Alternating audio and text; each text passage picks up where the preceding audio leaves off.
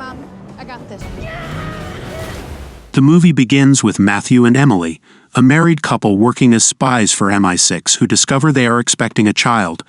Deciding to prioritize their family, they plan to retire from their dangerous jobs. However, their past soon catches up with them.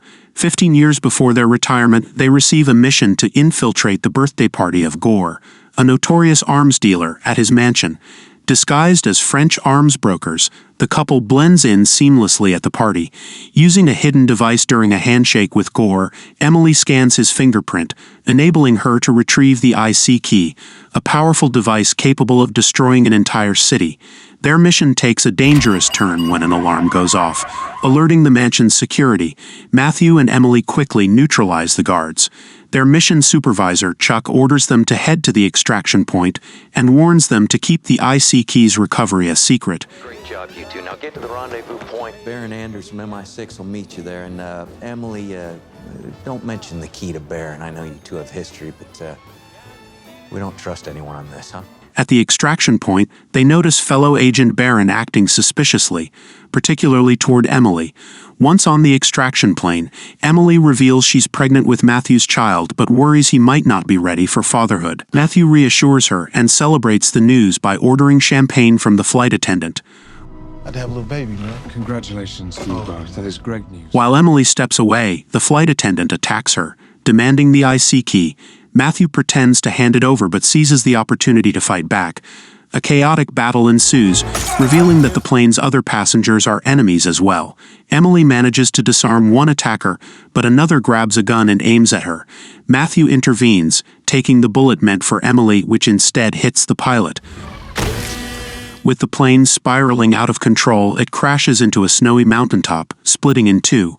As the wreckage dangles off a cliff, Matthew gives Emily the last parachute, urging her to save herself and their unborn child. Refusing to leave him behind, Emily grabs him, and they parachute to safety together. After landing in the icy wilderness, Matthew suggests faking their deaths to leave the spy world behind and start a new life. 15 years later, Matthew and Emily are living peacefully with their two children, Alice and Leo. Alice is a strong-willed teenager who often challenges her parents, while Leo is the mischievous and curious sibling. One day, Alice overhears her father speaking Russian and confronts her parents, demanding to know the truth about their secretive past. Trying to bond with her, Emily invites Alice to a movie, but Alice declines, claiming she has a study session with a friend. I'm studying at Annalise's tonight. Suspicious, Emily later discovers Alice's location using a GPS tracker and finds her at a nightclub. It's a club! A club? Yes! Arriving at the club, the couple confronts Alice, who reveals she has a fake ID. When a man insults Emily, calling her a boomer, she retaliates, sparking a massive brawl. The couple fights off the attackers, but Alice grows even more suspicious of their abilities. Back at home, Emily reflects on their spy days. Matthew reassures her that they chose family over danger for a reason. Meanwhile, Alice blames Leo for exposing her location, Did you tell Mom and Dad where I was? though he denies involvement and secretly enjoys her being grounded. The next morning, Chuck pays them a surprise visit, revealing he found them through an online video of the nightclub fight. He warns that Baron betrayed them and is working with Gore. Before Chuck can finish, a sniper kills him, and mercenaries ambush the house. Matthew and Emily manage to escape and retrieve their kids from school. During the chase, Matthew admits he still has the IC key, revealing he swapped it during the plane incident and hid it at Emily's mother's house in England. Furious, Emily questions his secrecy. They evade their pursuers using improvised weapons, including a Diet Coke and Mentos bomb, which causes their attackers to crash. The family heads to the airport where Emily tells the kids they are visiting their grandmother. Arriving in London, they avoid surveillance cameras and steal a car to reach a safe location. However, Baron and Gore's men are already closing in on them. Inside the car, the couple asks their kids to turn off their phones to avoid being tracked. As a matter of fact, those phones, why don't you give those phones to your mom? What? When they run out of fuel, they stop at a gas station. The kids begin arguing about their parents' true identities. Upon inspecting their passports, they are shocked to see that their parents answer to different names. One of the kids even Googles their last name on his gaming console, only to discover the identity belongs to a deceased person. There is a Jeffrey R. Baker, born in Huntsville, died in 1952 though. The couple begins discussing their next move. Matthew suggests they retrieve the IC key and take it to MI6 in exchange for immunity. At that moment, a group of Gore's men arrives at the gas station. Seeing the danger, Matthew uses a gas pump as a makeshift flamethrower to fend off the attackers, while Emily engages in hand-to-hand combat. The kids watch in awe, shocked to see their parents pulling off incredible stunts.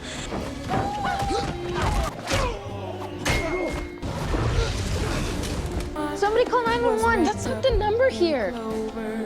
After defeating the attackers, the couple quickly ushers the kids into the car and drives off. Baron soon arrives with his team, but Matthew creates a barrier by shooting at a truck carrying large pipes, causing them to spill onto the road and block the pursuit. In the car, the kids demand to know the truth about their parents. Unable to keep lying, Matthew admits that he and Emily used to work for the CIA as spies, but insists those days are behind them. When Matthew realizes his son's gaming console still has an active Wi-Fi connection, he takes it and tosses it out of the car to prevent tracking. Arriving at Emily's mom's house, a sudden gunshot echoes, startling everyone. It turns out Grandma just shot down a harmless bird. A heated argument erupts between Emily and her mother, which they take inside. Matthew tries to calm the tension by explaining why they've come. At that moment, Grandma's partner, a middle-aged man named Nigel, enters to greet everyone and insists the kids call him Grandpa. Meanwhile, Baron tracks their location with the help of his partner, discovering that Emily's mom once worked for MI6. Nigel takes the kids to his special room, where he shows off his computer coding skills, hoping to impress them. Meanwhile, Matthew reveals to Grandma that he hid the IC key in her compound years ago, and has now returned to retrieve it. Another argument ensues, during which Emily accuses her mother of neglecting her as a child. Grandma counters, saying she did her best to balance work and motherhood but was forced to send Emily to boarding school in America. Alice secretly overhears this argument and slips away unnoticed. As the couple searches for the key, armed militia infiltrates the compound. After retrieving the key, Matthew and Emily hear commotion inside the house and find Grandma and Nigel tied up. They quickly cut them loose but are ambushed by Chuck's men. Where's our kids?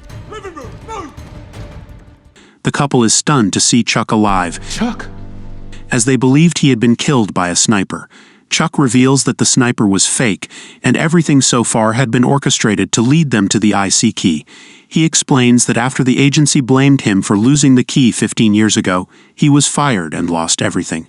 Now he plans to sell the key on the black market to rebuild his life. Meanwhile, Grandma pretends to still be tied up and uses the opportunity to take out some guards with a tranquilizer gun. When another guard appears, she fights him, but a gunshot accidentally wounds Nigel in the arm. Using the distraction, Matthew and Emily disarm several men. Chuck orders his team to take the kids as hostages, warning the couple not to interfere. They are then knocked out from behind.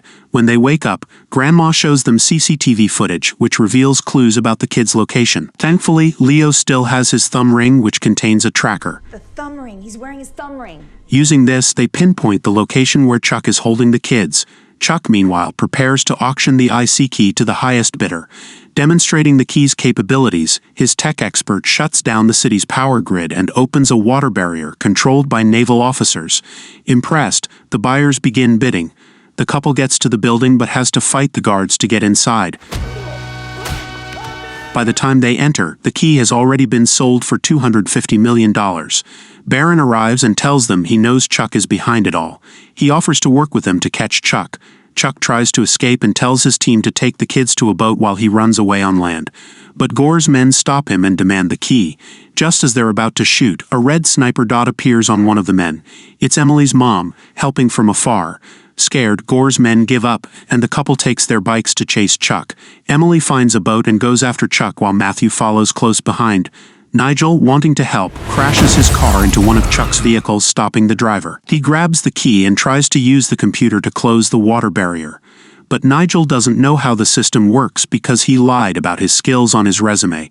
Panicking, he randomly presses buttons, and the computer shows error messages. Emily catches up to Chuck on the boat. His men try to fight her, but she quickly defeats them and throws them into the water. Meanwhile, Nigel accidentally presses the right button and the barrier starts closing. Seeing this, the family jumps into the water. No need, Mom. I got this. Chuck tries to stop them, but Matthew and Emily fight him off. The family escapes just as the boat crashes into the barrier. The family is finally safe and back in America. Alice wins her football championship by scoring the final penalty, and everyone celebrates. During the celebration, Alice tells her mom she wants to watch a movie together. Nigel promises Leo he'll teach him how to be a spy. The couple feels like life is going back to normal, until Baron, who was hiding in the back of their car, tells them Chuck is still alive. Emily learns she'll need a new partner to face Chuck again, but it won't be Matthew. When Matthew asks who it will be, Baron says it's Emily's dad. Matthew is shocked because Emily never told him her dad was alive. Thank you for watching. Don't forget to like and subscribe. See you next time.